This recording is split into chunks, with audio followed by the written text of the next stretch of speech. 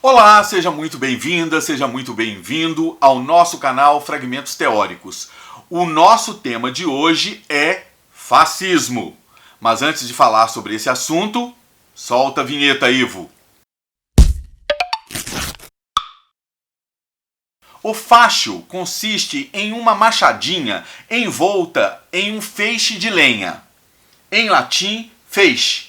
Esse instrumento era usado na Roma antiga por lictores, uma espécie de polícia dos magistrados que detinha o poder, que empunhava o facho para punição corporal quando iriam cumprir alguma ordem judicial.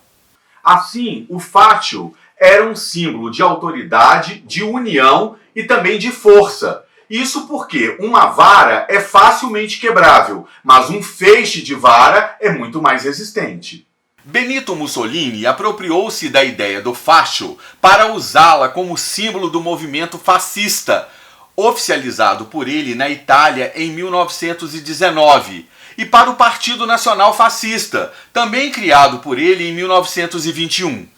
O fascismo ganhou apoio popular após o fim da Primeira Guerra Mundial, quando os problemas, principalmente os de ordem econômica, avolumaram-se no governo do rei Vítor Emanuel III da Itália.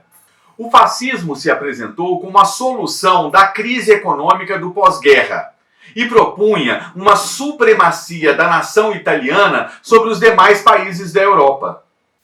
São características do fascismo italiano: defesa da superioridade dos conceitos de nação, Estado e raça sobre os valores individuais. Exercício de um governo autocrático e centralizado na figura de um ditador. Perseguição aos seus opositores, com prisões, expulsões e mortes. Censura da imprensa. Militarização da sociedade e criação de milícias. Forte apelo populista e de propaganda política. Oposição às ideias de lutas de classes e ao comunismo. O escritor e filósofo italiano Umberto Eco, em um discurso que fez nos Estados Unidos em 1995, onde lembrou parte da sua infância na Itália fascista de Mussolini, alertou para o fato de que o fascismo se adapta através dos tempos. O discurso de Eco rendeu um livro intitulado Fascismo Eterno, cujas referências vocês encontram aqui nas descrições desse vídeo. Segundo Eco, o fascismo italiano foi a primeira ditadura de direita a tomar o poder em um país europeu. E definitivamente não foi um regime tolerante. Mussolini era um chefe de governo ditador que controlava o poder judiciário e aprovava leis diretamente. Controlava a mídia de massa e apoiava o Holocausto de judeus. E no Brasil? O governo atual pode ser considerado fascista? Segundo Umberto Eco, existem várias características que tornam o fascismo eterno. Nós podemos, inclusive, observar se essas características apontadas há 25 anos pelo filósofo italiano podem ser percebidas nas falas e atitudes do governo atual e de parte da sociedade brasileira. As conclusões são suas. Acompanhe. Culto à tradição, baseada em um sincretismo religioso e, claro, no pensamento conservador. Basta a ministra Damares Alves abrir a boca para ouvirmos como existe um conservadorismo religioso e moral em suas falas. O objetivo da ideologia de gênero é a desconstrução de valores. Desconstrução de valores. E um dos valores é a identidade biológica. Não tem mais homem, não tem mais mulher. E o material está chegando nas escolas para confundir as crianças. Olha que arma terrível de confundir nossas crianças no Brasil. Eu estava em cima do pé de goiaba com veneno na mão. E quando eu ia comer o veneno, aconteceu algo extraordinário. Eu vi Jesus se aproximando do pé de goiaba.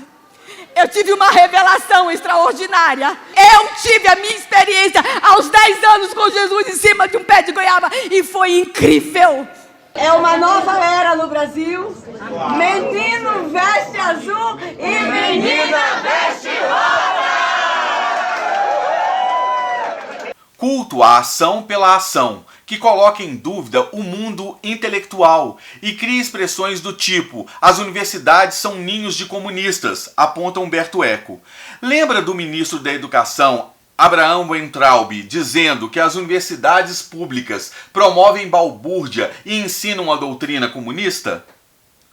Frustração individual ou social, principalmente de uma classe média que sofre com uma crise econômica ou com sentimentos de humilhação política e se sente assustada pela pressão de grupos sociais mais baixos. Obsessão com uma conspiração possivelmente internacional, reforçando o conceito nacionalista baseado na ideia de que o privilégio mais comum é todos terem nascido no mesmo país. Será que o fato do ministro da Educação, Abraham Weintraub, estar respondendo a inquérito por pronunciamentos racistas contra o povo chinês diz alguma coisa sobre isso? E a fala nacionalista dele naquela reunião ministerial do dia 22 de abril? Odeio o termo povos indígenas, odeio esse termo, odeio.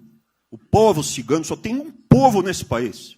Quer, não quer sair de ré. É povo brasileiro, só tem um povo. Pode ser preto, pode ser branco, pode ser japonês, pode ser descendente de índio, mas tem que ser brasileiro, pô. Acabar com esse negócio de povos e privilégios. Só pode ter um povo. Não pode ter ministro que acha que é melhor do que o povo, do que o cidadão. Não há luta pela vida, mas a vida vivida para a luta. Lembra das falas do presidente Bolsonaro? Isso é só uma gripezinha. O que precisa ser feito? Botar esse povo para trabalhar. E daí, lamento. Quer que eu faça o quê? Eu sou Messias, mas não faço milagres. O elitismo popular, que entende que todo cidadão é uma das melhores pessoas do mundo, mas os membros que apoiam o governo são os melhores entre os cidadãos. Por isso, se você quer ser um cidadão de bem, melhor do que os outros, vista a sua camisa verde e amarelo e vá para a rua. Transferência de sua vontade de poder para assuntos de cunho sexual. Humberto Eco aponta esta característica como a origem do machismo, que implica tanto em desprezo pelas mulheres, como em intolerância e condenação de hábitos sexuais fora do padrão, da castidade à homossexualidade. Você se lembra desta fala do presidente? Os gays não são semideuses. A maioria é fruto de consumo de drogas. Já que até o sexo é um jogo difícil, o herói do fascismo eterno tende a brincar com armas. E fazer isso se torna um exercício de substituição fálica, acrescenta Humberto Eco. Populismo seletivo. Numa democracia, os cidadãos possuem direitos individuais. Mas Humberto Eco lembra que para o fascismo eterno, entretanto, indivíduos como indivíduos não possuem direitos. E o povo é visto como uma entidade monolítica que expressa a vontade comum.